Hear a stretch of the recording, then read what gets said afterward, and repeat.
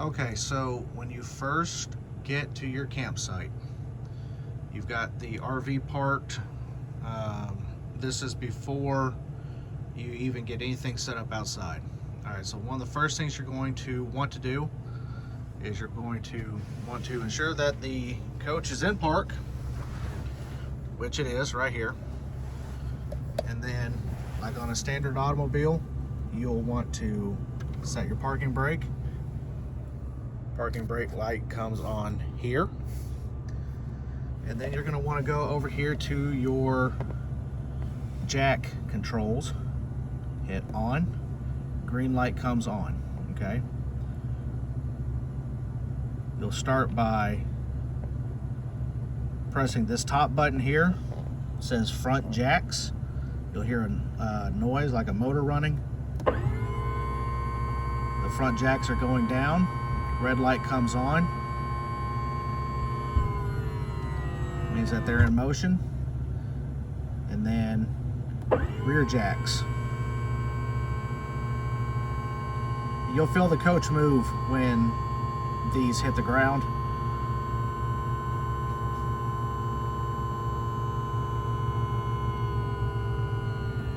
There we go. The back of the coach is raising. Okay. On the side here, there is a level bubble here. That works okay. It's really more of a reference. So what I use is a water bottle. You want to try and get that as level, get the water as level in it as possible. See how it's kind of leaning like that?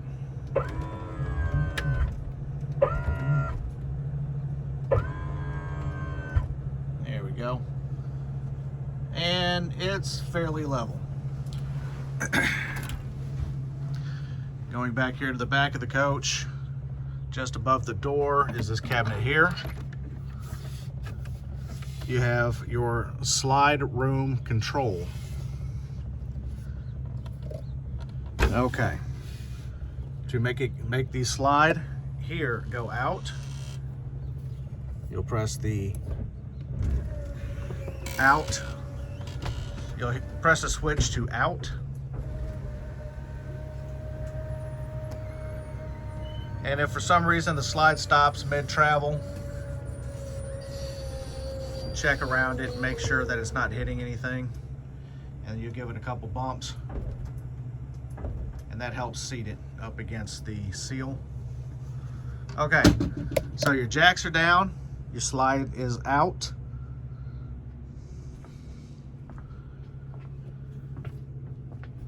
Okay, now we can shut the coach off and we can go outside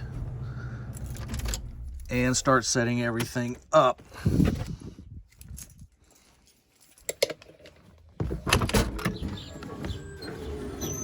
This coach does have a power slide.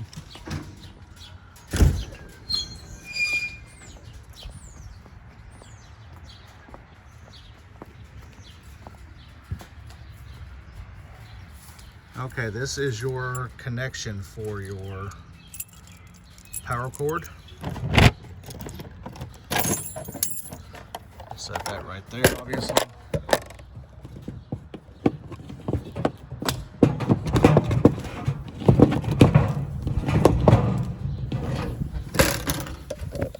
Okay, so here I'm just setting up,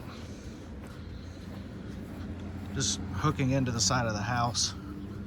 It's the same as if you were connecting up at a campground for the most part. There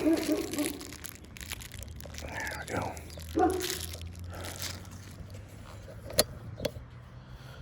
All right.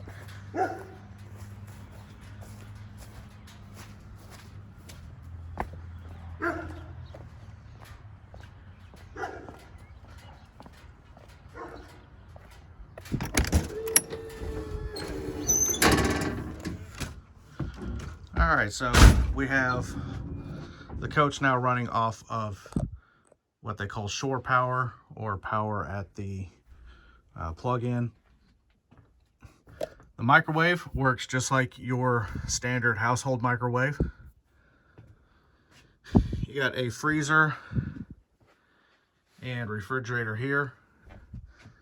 I've got it turned off right now.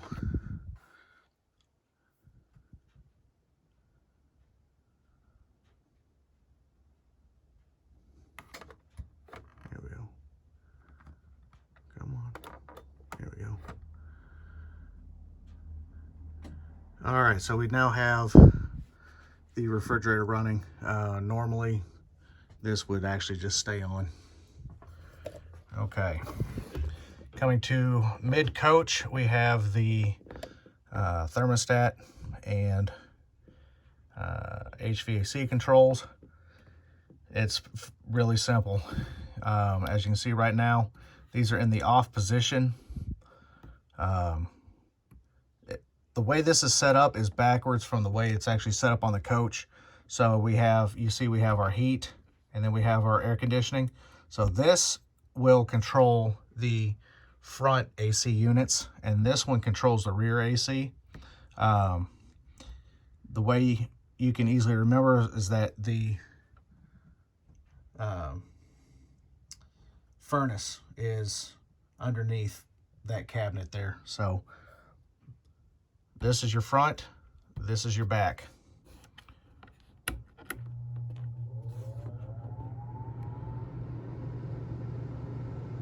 Okay.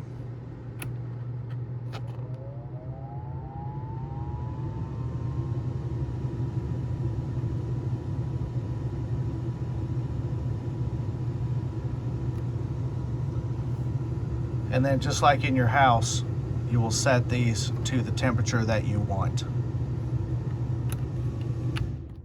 Okay. These buttons here tell you how much water or how much is in your tanks.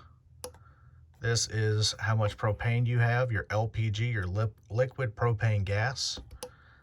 The red lights are your level indicator. These are for reference only.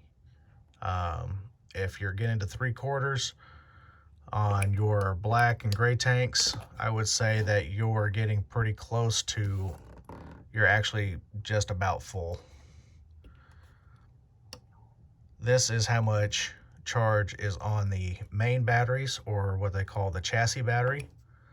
And the aux is how much charge is on your house batteries.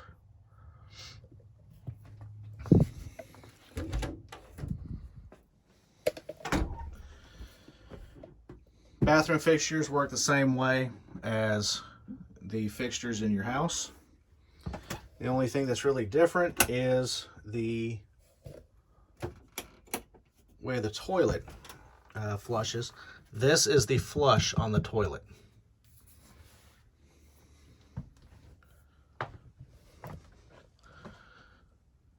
These lights are identical throughout the coach, and that's how they turn on and off. There are lights above the bed there as well.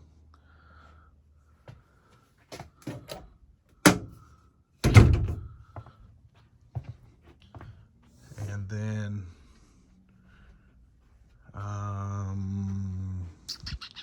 oh yeah, let's go back outside. So when you pull up to your campsite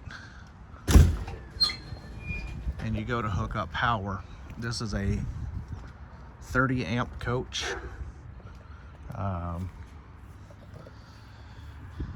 Meaning that the plug style will only go into one style of plug-in. But I do have a 50 amp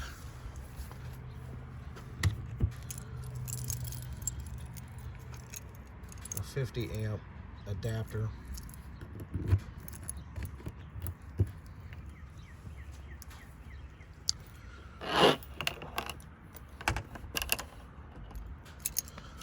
Okay, this is a 50 amp adapter. As of right now, it's hooked up to my surge protector.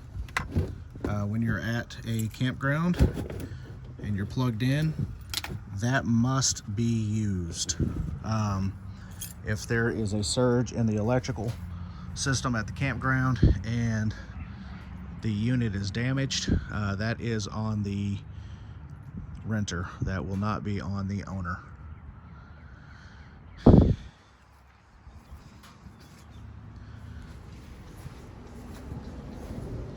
So in these bins here, there is a blue water hose, and that is to be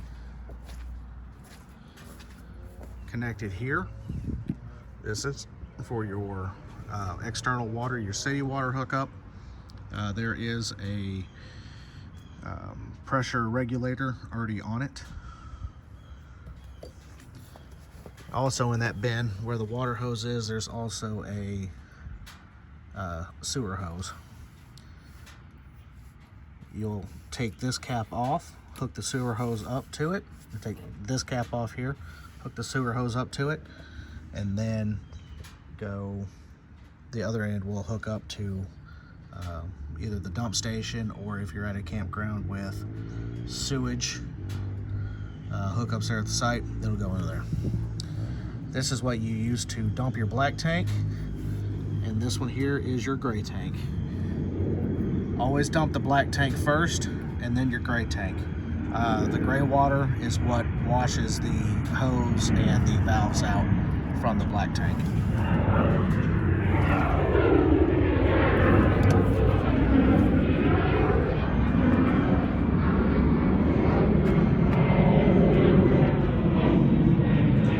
Under no circumstances are any of the owners allowed on the roof of the motorhome. If renters go up there and something is damaged that wasn't damaged on rental, that again is under the cost of the renter. There was something else in here I want to talk about real quick. Okay. So, radio operation. In this case here, we don't necessarily need to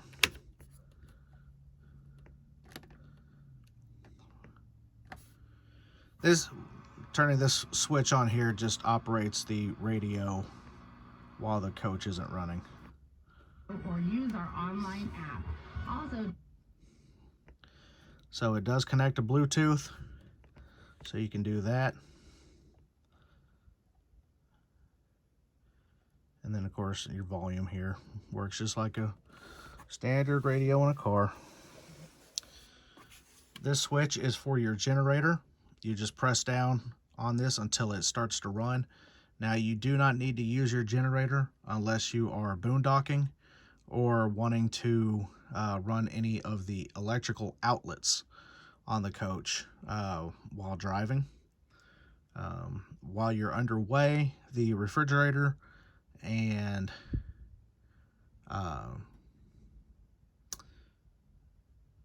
while you're underway, the refrigerator and the water pump for the onboard water system, if you have water in the onboard tank, those will run while underway. If you were going to operate the rooftop air conditioning while driving, you need to run this. However, the chassis air conditioning system works just fine. This switch here is for if you were to try to go somewhere with the RV and the battery was dead. You would just press this, and what this does is it ties your house batteries and your chassis batteries together and gives you enough juice to start.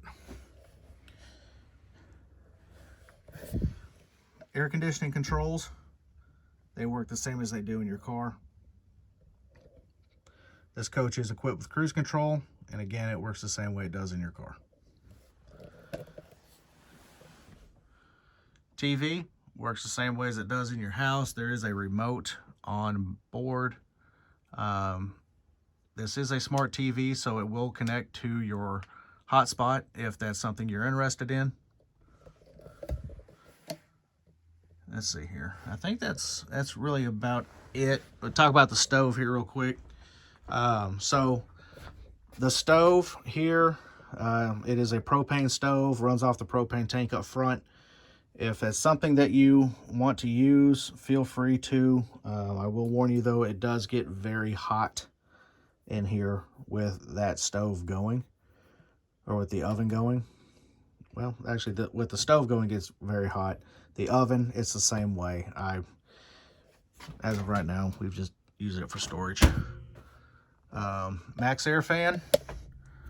When you open it, it automatically comes on. This is great for ventilation when you're cooking. Pulls a lot of heat out. Pulls a lot of smell out.